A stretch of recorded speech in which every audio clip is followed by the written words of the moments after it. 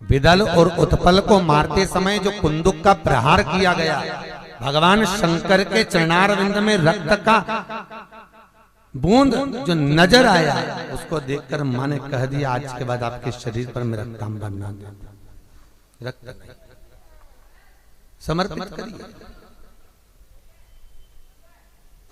रक्त चढ़ाइए। अगर चढ़ाना है कुंकू को, चढ़ाना है रोली को, तो वो नीचे मारो।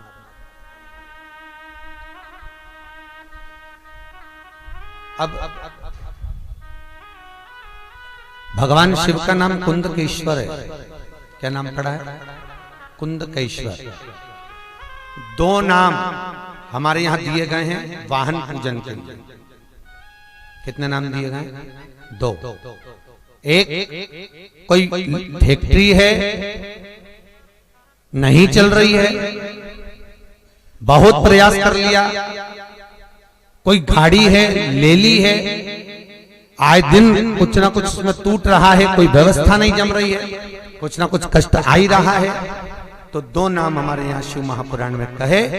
एक हनुमान जी का छोटा भाई गतिमान। क्या नाम है? गतिमान। हनुमान जी 6 भाई, उसमें जो हनुमान जी से नीचे वाले भाई हैं गतिमान, उनका नाम। और दूसरा शिव महापुराण में कहा कुंदकेश्वर भगवान। कौन से भगवान है? कुंदकेश्वर। ये दो नाम हमारे यहाँ स्थिर हैं। कोई ब्राह्मण भी अगर पूरे जगत में किसी भी ब्राह्मण के अगर आप गाड़ी का पूजन करा रहे हो, फैक्ट्री का मुहूर्त करा रहे हो, फैक्ट्री का पूजन करा रहे हो, किसी मकान का मुहूर्त करा रहे हो, किसी मकान का भूमि पूजन करा रहे हो, किसी स्थान का निर्माण करना चाहते हो, तो कोई भी विद्वान ब्राह्मण होगा तो वो दो ही नाम से पूजन करेगा, एक गतिमान के नाम से, एक कुंदकेश्वर के नाम से। क्यों? क्योंकि इनके दो के नाम से जब किसी चीज की ओपनिंग होती है, कोई कार्य किया जाता है, कोई वाहन लिया जाता है, तो वो कभी दुख नहीं देता, वो समृद्धि लक्ष्मी बढ़ाता चला जाता है। कौन कौन से नाम है? गतिमान और कुंदकेश्वर। ये दो नाम कभी आपको दुख नहीं दे सकते, ये आपको हमेशा सुख का अनुभव कराएंगे। फिर निवेदन करूंगा, यदि कोई सीए की एग्जाम दे रहा है, कोई बहुत बड़ी परीक्षा में बैठा हुआ है और एग्जाम में निकल नहीं रहा, बहुत प्रयास आपने कर लिया, तो भी आप कुंदकेश्वर का या गतिमान का नाम लेकर निकल जाइए। दरवाजे की चौखट पर एक काली मिर्ची रखो, अपना उल्टा पांव उस पे रखो और गतिमान और कुंदकेश्वर का नाम लेकर निकलिए। आपका कार्य सफल होगा, कार्य सफल होगा, आपको उन्नति का अनुभव होगा, आपको सुख का अनुभव होगा। भगवान शिव का चरित्र कहता है, भगवान शंकर कुंदकेश्वर के नाम से प्रख्यात हो गए महाराज। और कहीं यदि कुंदकेश्वर भगवान का हम स्मरण भूल से भी कर लेते हैं तो हमारा जीवन सार्थक होता है, हमारे जीवन का आनंद हमको प्राप्त होता है। आगे चरित्र आया है महाराज, भगवान शिव आनंद की राशि है, विराजमान। एक बार श्री गणेश जी महाराज ने भगवान शंकर से कहा, भोलेनाथ पिताजी मेरे को आपका स्वरूप देखना है। भगवान बोले स्वरूप देखकर क्या करेगा? नहीं नहीं नहीं, मेरे को आपका स्वरूप देखना है, आपकी सुंदरता देखना है, मुझे आपका स्वरूप। ब्रह्मा, विष्णु, महेश और 33 कोटि देवी देवता, ठीक है। राधा ज्यादा सुंदर थी कि कृष्ण ज्यादा सुंदर था? जम के बोलो। राधा। कौन से पुराण में लिखा है? नहीं, ऐसे तो कोई भी बोल दे कुछ भी, कुछ बोलने से मतलब नहीं होता। पुराण में लिखा हो तो बोलो कि कौन सुंदर था। अगर शास्त्र उठाकर देखा जाए तो हमारे यहाँ कौन सुंदर थे? उनका नाम ही श्याम सुंदर थे महाराज। अति सुंदर, कोटि लावण्य से परिपूर्ण। कहते हैं एक कामदेव नहीं, लाखों कामदेव जिस पर फिदा हो जाए। तो वो तो बहुत काला था, बहुत काला। तुम्हारा जो गोरे होते तो क्या करते मनमोहन, तेरे काले रंग पर तो दुनिया लुट जाती है। क्या ब्रजवासियों ने कहा ना, ओ नंद लला जो तुम होते नंद लली। अच्छा हुआ नंद बाबा के घर में इतना सुंदर लड़का हुआ, अगर इतनी सुंदर लड़की हो जाती तो। ओ नंद लला जो तुम होते नंद लली, तो गले कट जात करोड़न के। इसके चक्कर में ना जाने कितने डूब के मर जाते अगर इतना सुंदर छोरी किसी के घर हो जाती। इतने सुंदर बड़े अति कहे अति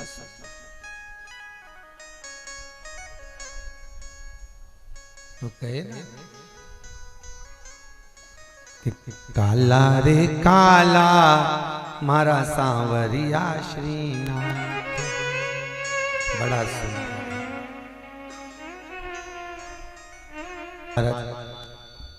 शिव महापुराण की कथा का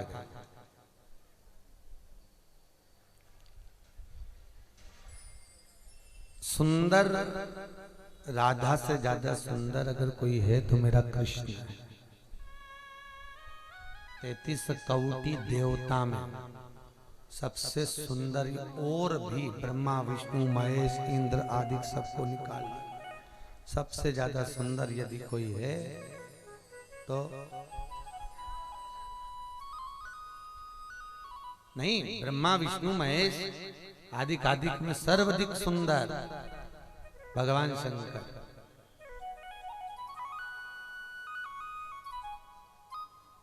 वो तो भगवान विष्णु ने एक बार कह दिया था, प्रभु जी सुंदर तुम इतने ज्यादा हो कि स्वयं विष्णु पुराण उठाकर देखिए, लक्ष्मी जी का विवाह लक्ष्मी जी की मां ख्याति देवी, लक्ष्मी जी की मां ख्याति लक्ष्मी जी का विवाह किसके साथ कर रही थी? भगवान शंकर के साथ। वो तो भगवान विष्णु ने आकर कहा, भोलेनाथ लक्ष्मी जी को अधिक प्रेम करता हूं। भगवान बोले तुम चिंता मत करो, इसकी माता मेरी पूजन करती है, मैं उसको बताता हूँ। ख्याति देवी जैसे ही भगवान शंकर से जाकर विवाह का प्रस्ताव लेकर गए तो भोलेनाथ जी ने कहा विवाह नहीं कर सकता मैं। क्यों? इसका विवाह आप नारायण के साथ में कर दो।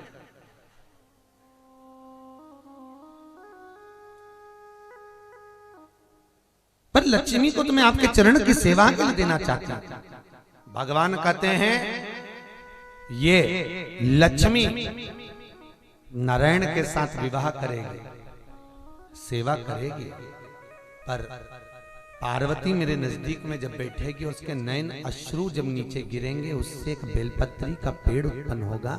उस पेड़ के नीचे लक्ष्मी सदा विराजमान रहेगी। कोई भी भूल से भी बेलपत्री के पेड़ के नीचे आएगा, जो मांगेगा ये लक्ष्मी उसके साथ घर में प्रवेश कर जाएगा। भगवान विष्णु के साथ ख्याति देवी को कहकर शंकर भगवान ने नारायण का विवाह लक्ष्मी से करवाया। नहीं तो लक्ष्मी जी के तो भाई, लक्ष्मी जी के कितने भाई थे? 2, दाता और विधाता। इन दोनों ने तो कह दिया था कि लक्ष्मी को हम शिव को देंगे। दाता विधाता भी जिसके हाथ में हो, लक्ष्मी भी जिसके सम्मुख खड़ी हो, महाराज वो कोई सहज नहीं हो सकता।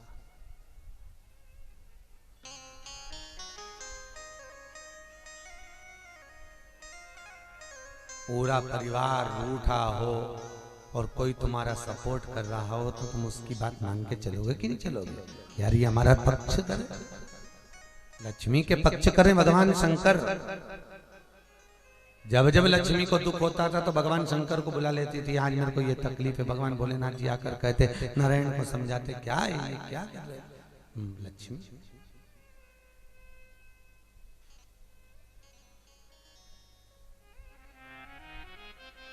बहुत सुंदर शिव, कर्पूर गौरम करुणा, अति सुंदर। भगवान विष्णु ब्रह्मा इंद्र आदि के सामने कपूर लगाया जाए तो भी लोग ये स्तुति शंकर की ही मानते हैं कि कर्पूर गौरम, कपूर जैसा जिसका स्वरूप हो।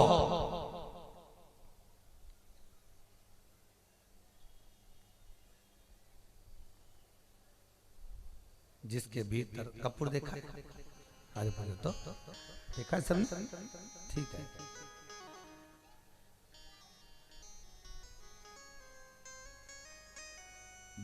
रुई की बत्ती बनाकर जलाते हैं तो बाद में थोड़ा सा उसमें ठूसा रह जाता है, थोड़ा सा रह जाता।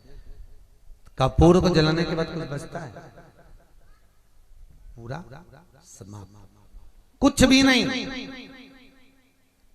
जो निर्मल स्वभावी होता है, शंकर जैसा कर्पूर गौरम करुणा, जो शंकर जैसा कपूर जैसा निर्मल स्वभाव का होगा महाराज, वो स्वयं अपने भीतर कोई रुई के जले हुए ठूंठ जैसा रखता ही नहीं है, सब समाप्त कर देता है। उसका है ही करता है, वो अपने पास रखता है। और कपूर कैसा है?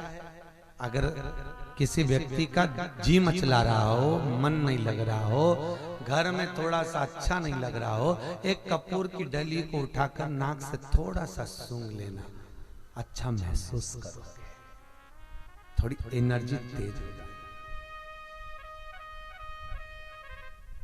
एनर्जी प्रबल हो जाएगी। सुगंधित भी है शिव, सुगंधित भी है, समाप्ति का बिंदु भी है, और सुंदरता का प्रतिबिंब भी है। कैसा प्रतिबिंब है? सुंदरता, अति सुंदर, अति सुंदर। तो एक बार गणेश जी ने कहा, पिताजी ये दिन भर जटाजूट लगा के बैठते हो, तन पर भस्मी रमा के बैठते हो, एक बार मुझको पिताजी आपका असली स्वरूप देखना। शंकर भगवान बोले असली स्वरूप देखकर करेगा क्या? रहने दे, तो तुम्हें तो ऐसे अच्छा। नहीं नहीं नहीं नहीं, मेरे को तो देखना।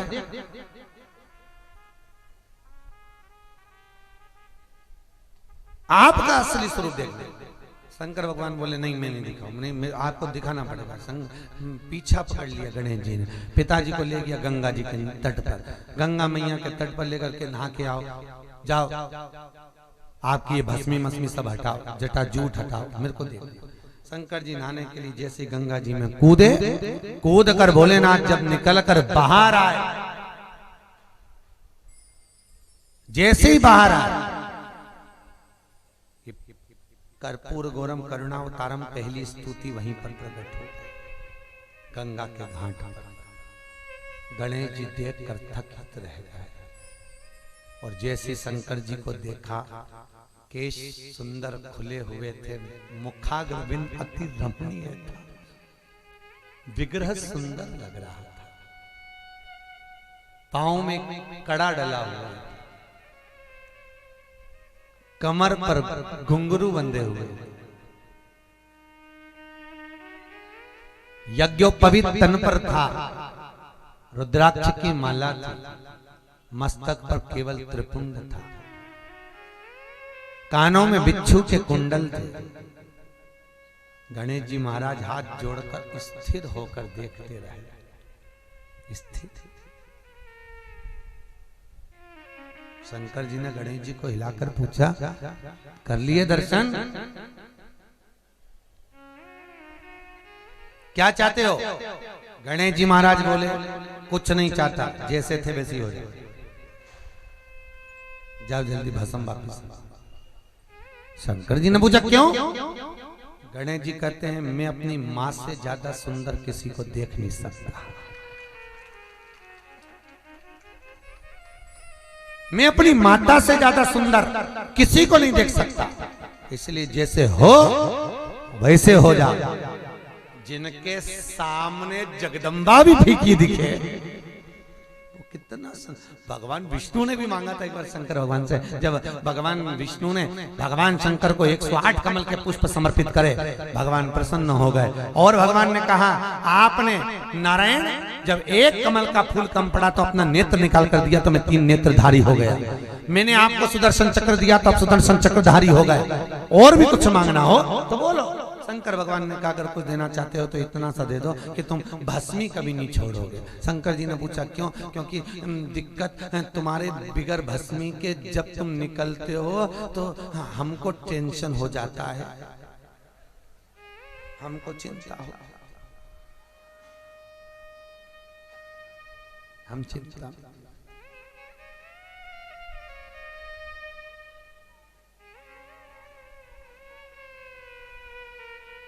कहा। कई लोग कहते हैं पत्नी ज्यादा सुंदर होती है कि पति ज्यादा सुंदर होते हैं, हमें उससे मतलब नहीं है पत्नी और पति से कि कौन सुंदर है। पत्नी सुंदर हो सकती है, मुंडा से कही हो,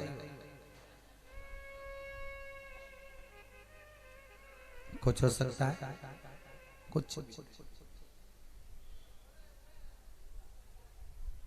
कुछ भी नहीं। पहले की माताएं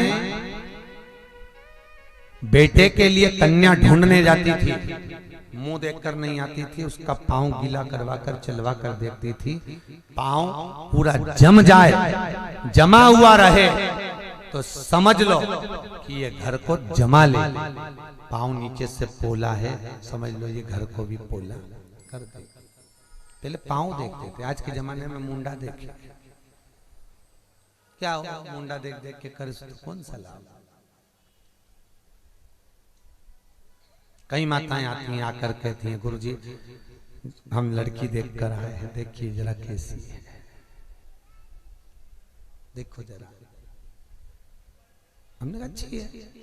गुरुजी 8 लोग गए थे हम लोग छोरी को देखने, 4 घंटा बैठे कि मुंडा से आवाज नहीं निकली। गुरुजी ऐसी जोरदार छोरी, बिल्कुल नहीं बोले, जो बोलो बस उत्तर दे, ऐसी लड़की गौ जैसी। गुरुजी आप देख के बताओ कैसी है।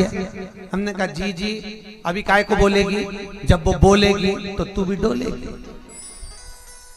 अभी तो उसको ब्याह कराना है कि नहीं कराना। अब ये तो बाद में मालूम पड़ेगा कि ये मरकरी गाय है। हमारे एक मरकरी गाय आती थी, वो सिंगी मारती थी। छोड़ ये तो बाद में मालूम पड़ेगा, अभी अभी हम नहीं कह सकते कि कैसी है? बस ये कहना कठिन है।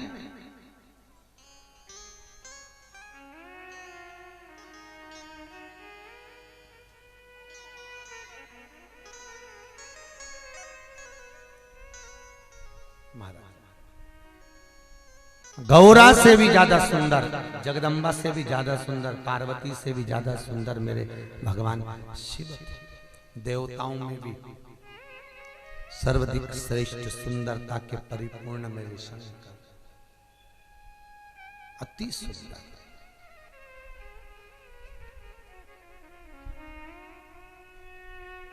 इसलिए तो दुनिया के लोग बैकुंठ में जाकर रात भर जागते हैं।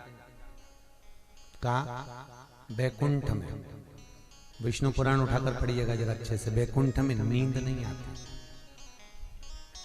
और मृत्यु लोक में आते से हम तेरी दुनिया में आकर, बोल दो जरा अच्छे से, हम तेरी दुनिया में आकर खो कर न पाए हरि भजन।